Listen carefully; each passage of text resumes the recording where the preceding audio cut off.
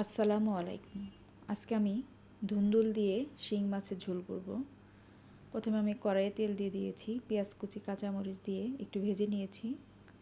এখন আমি একটু পানি দিয়ে দিলাম যেন মশলাটা পুড়ে না যায়। হলুদের গুঁড়া, ধনিয়া গুঁড়া, মরিচের গুঁড়া, স্বাদ মতো লবণ দিয়ে মশলাটা নেড়েচেড়ে কষিয়ে নিয়েছি।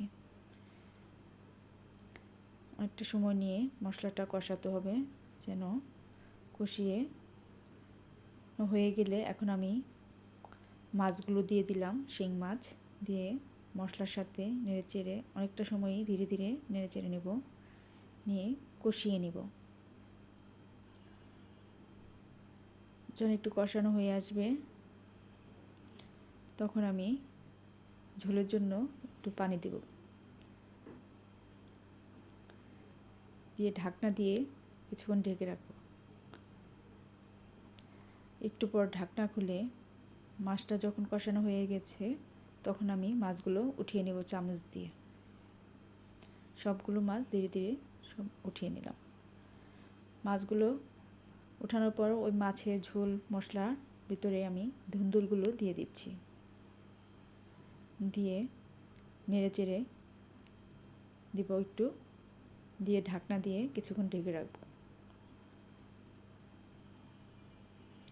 কিছুক্ষণ পর ঢাকনা খুলে আবারও ধীরে ধীরে নেড়ে দিতে হবে। এক দিয়ে ধুন্দুলের পানি উঠে গেছে সবজি থেকে। আবারও ঢাকনা দিয়ে কিছুক্ষণ ঢেকে রাখব।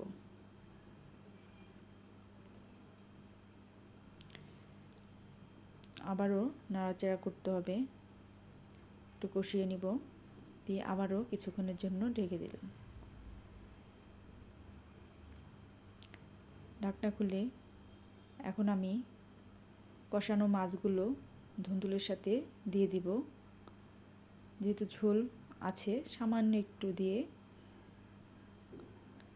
নেড়েচেড়ে দিচ্ছি।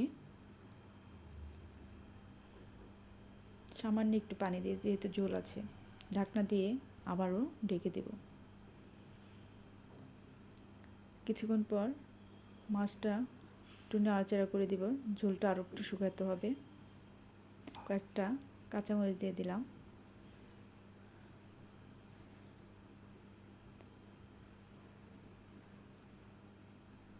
ভাজা জিরার গুঁড়া দিয়ে ভালো করে নেড়েচেড়ে